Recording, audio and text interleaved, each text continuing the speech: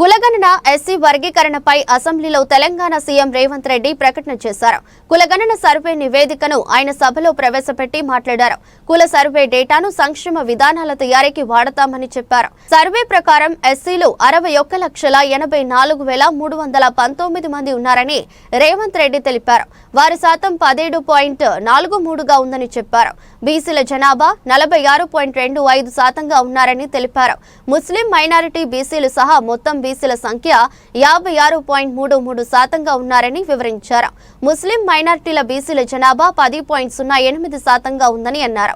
ఎస్టీల జనాభా 10.45% ఉందని, తెలంగాణలో మొత్తం ఓసీల జనాభా 15.79% అని వివరించారు. ముస్లిం మైనారిటీల జనాభా 12.56% ఉందని, ముస్లిం మైనారిటీ ఓసీల జనాభా 2.48% ఉందని, కులగణనలో ఎటువంటి పొరపాట్లు జరగలేదని రేవంత్ రెడ్డి చెప్పుకొచ్చారు. విపక్షాలు చేస్తున్న ఆరోపణలు వాస్తవం లేదని, తెలంగాణ సర్వే చేయడానికి ముందు దేశంలోని పలు రాష్ట్రాల్లో అధికారులు పర్యటించారన్నారు.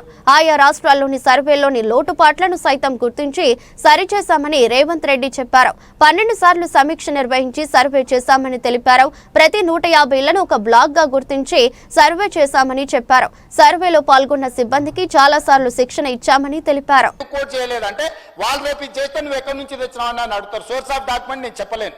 ఇప్పుడు 9.5 సంవత్సరాలు మంత్రిగా పనిచేసిన ఆయన ఎవరో మంత్రి గారు చెప్పినందుకు ఇప్పుడు ఇది అఫీషియల్ గా నేను మాట్లాడుతున్నా అధ్యక్ష. ఇది ఎక్కడ పబ్లిక్ డొమైన్ లో అధికారిక వెబ్సైట్లలో లేదు. కేవలం ఆ కుటుంబం వాళ్ళ ట్రెజరీలో పెట్టుకొని ఎన్నికలు వచ్చినప్పుడు ఈ వివరాలను వాడుకొని వాళ్ళు రాజకీయం చేసిరు. మేము అట్లా చేయడం లేదు. అక్బరుద్దీన్ ఓవైసీ గారు ఏదైతే ఈ నివేదికను అడిగినరో, నివేదిక 4 వాల్యూమ్ల రూపంలో ఉంది. 3 వాల్యూమ్స్ ప్రక్రియ విధానము చేపట్టింది, డీటెయిల్స్ ఉన్నాయి. 4వ వాల్యూమ్లో మాత్రం ఇండివిజువల్ వివరాలు ఉన్నాయి అధ్యక్ష. ఇండివిజువల్ వివరాలు ప్రజలకు ఇవ్వడానికి వీలు లేదు. ప్రభుత్వానికి ఆ వ్యక్తికి మధ్యలో ఉన్న సమాచారము ప్రభుత్వం కాబట్టి ప్రభుత్వం మీద నమ్మకంతో ఇచ్చారు. ప్రభుత్వం కస్టోడియన్. ప్రభుత్వం cannot disclose every document, every detail to every individual.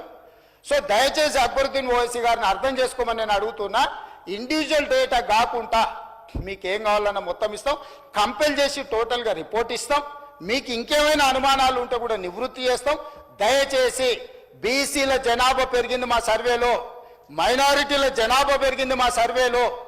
మేము పక్కా సమాచారాన్ని సేకరించినాము. 2011 తర్వాత జనాభా లెక్కలు జరగలేదు. జనాభా లెక్కలు కూడా కేంద్ర ప్రభుత్వం ఇచ్చిన ఒక అంచనా ప్రకారం ప్రతి సంవత్సరం 1.20 మాత్రమే పాపులేషన్ పెరుగుతా వచ్చింది. పాపులేషన్ అనేది స్టెబిలైజ్ అయిపోయింది. చచ్చిపోయేటోళ్లకు పుట్టేటోళ్లకు ఉన్న గ్యాప్ లిమిటెడ్ ఉంది. Only 1.2% only the population is increasing year by year. That is why 2011 the population is 3.50 crore plus. Today the population is 3.70 crore plus.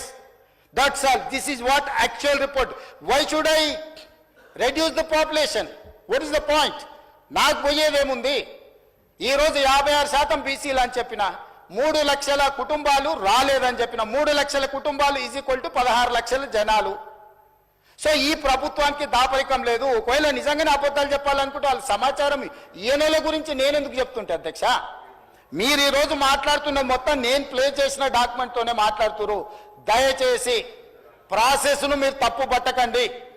ప్రభుత్వ చిత్తశుద్ధిని తప్పు పట్టకండి. ప్రభుత్వం ప్రాసెస్ని పర్ఫెక్ట్గా చేసింది. ప్రభుత్వానికి చిత్తశుద్ధి ఉంది.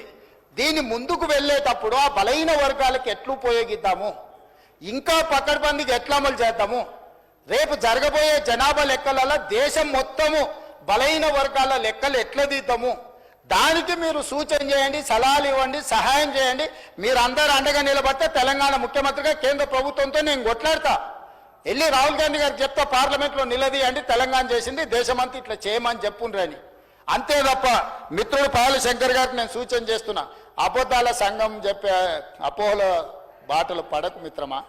ఇక్కడ ముఖ్యమంత్రి ఉన్నాడు, ఎప్పుడు కావాలన్నా అప్పుడు కలుస్తా నేను.